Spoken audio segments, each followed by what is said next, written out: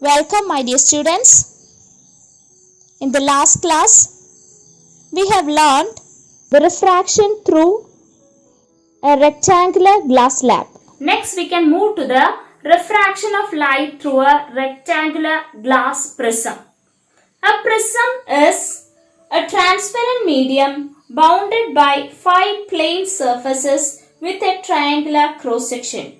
Two opposite parallel surfaces of a prism are identical triangle while the other 3 surfaces are rectangular in shape. The refraction happens through the rectangular surfaces. Two rectangular surfaces which enters and emerges light are called refracting surfaces, and the third rectangular face opposite to the refracting faces are called base of the prism. Base will not participate in refraction. A prism is having two triangular surfaces which is called principal section of a prism. The two rectangular surfaces which participate in refraction is refracting surfaces, and the angle between the refracting surfaces are called angle of the prism. The line joining the refracting surface is refracting edge, and which is opposite to the base of the prism. Here, two refracting surfaces of the prism are not parallel to each other, but they are inclined on each other by making an angle A, which is called angle of the prism. Now, let's look in detail about the refraction of light. Here, ABC is the principal section of a glass prism. The angle of the prism is A. A monochromatic ray of light, that means a light ray of single color, strikes the face AB of the prism at an angle of incidence I, suffers refraction from air to glass. Here, air is the rarer medium and glass is the denser medium, so the light ray bends towards the normal after refraction through the glass. By obeying the rectilinear property, the light reaches to the other surface AC, where the light suffers the second refraction from glass to air.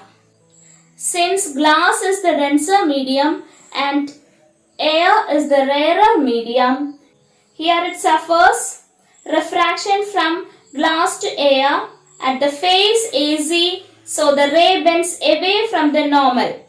Thus, in a prism, a ray of light suffers refraction at two inclined surfaces, AB and AC of the prism. In each refraction, the ray bends towards the base of the prism. Here, the ray bends towards the base of the prism since the normals are not in parallel but they are inclined to each other. Here it shows the ray diagram of a light ray during refraction through a glass prism.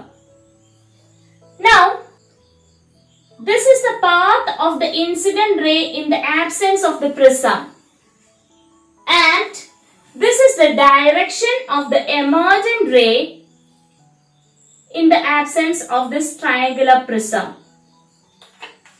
Here, the incident ray and the emergent ray are in different direction, and the path of the incident ray and the direction of the emergent ray produces an angle.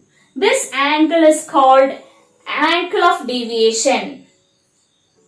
So here, there is an angular deviation due to the refraction through prism, and this angular deviation is denoted by the symbol D. Here in this case, since the normals are inclined to each other, angle of incidence is not equal to angle of emergence, but the four angles, which are the four angles?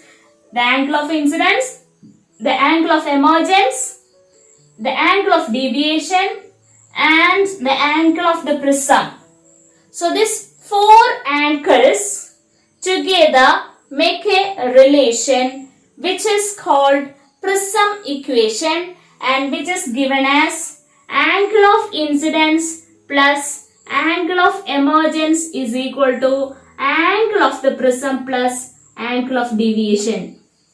Once again, angle of incidence plus angle of emergence is equal to angle of the prism plus angle of deviation.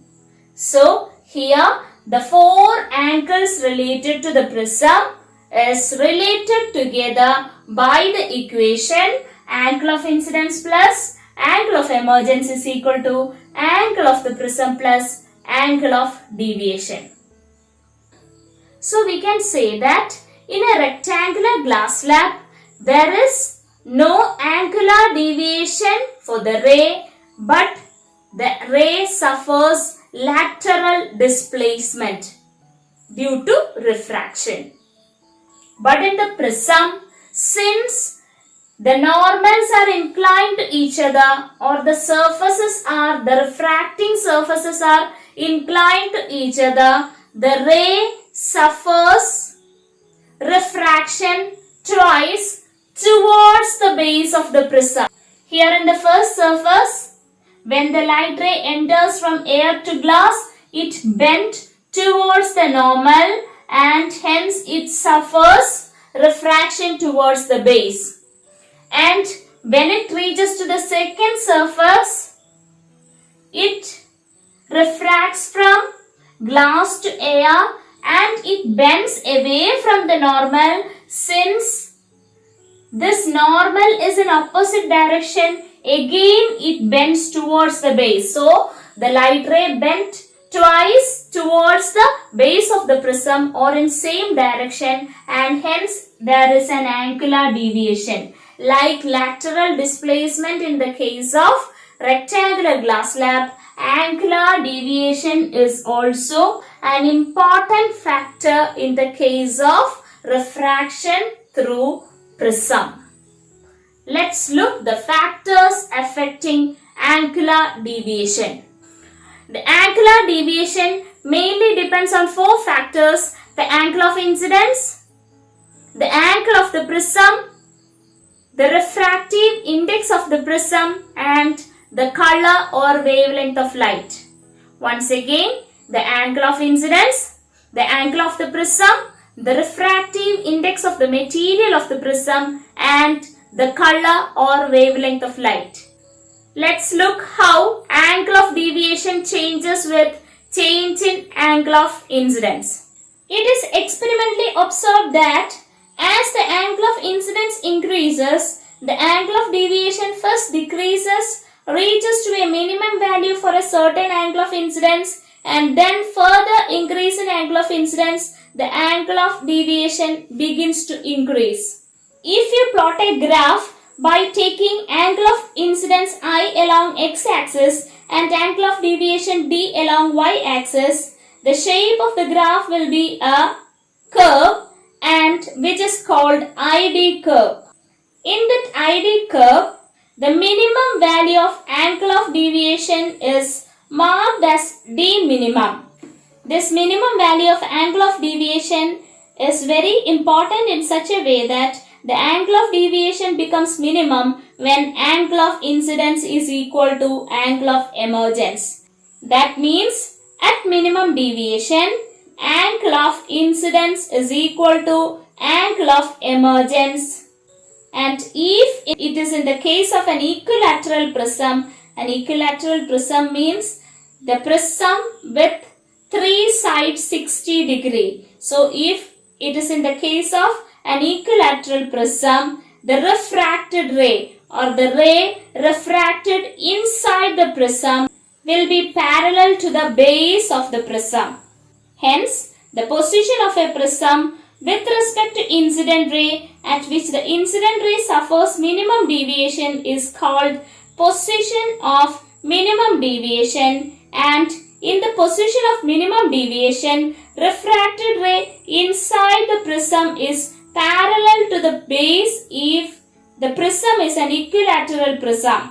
Hence, in minimum deviation, angle of incidence will be equal to angle of emergence. So, we can rearrange the equation that connects incident angle, emergent angle, angle of the prism and the angle of deviation. Here, the four angles are related by the equation I plus E is equal to A plus D. Now, in minimum deviation, angle I is equal to angle E and angle D is called D minimum. Hence, we can rearrange angle I plus, instead of angle E, we can write I. Angle I is equal to angle A plus angle D minimum. So, we can write 2I. I plus I is 2I. 2I is equal to A plus D minimum, or D minimum or angle of minimum deviation is equal to 2I minus A. So, here we can write the angle of minimum deviation is equal to 2I minus A. Now, the second factor that affects the angular deviation is angle of the prism. It is found that the angular deviation increases with increase in angle of the prism, and the angular deviation also changes with the material of the prism or refractive index of the prism. For a given angle of incidence, a prism with a higher refractive index produces greater deviation than prism with a lower refractive index. For example, a flint glass prism produces more deviation than a crown glass prism, since the refractive index of flint glass is more than that of crown glass. Finally, the angle of deviation depends on the color or wavelength of light. The refractive index of a given transparent medium is different for different colors. It decreases with increase in wavelength. Thus, the refractive index of the material of a prism for visible light is maximum for violet color and minimum for red color.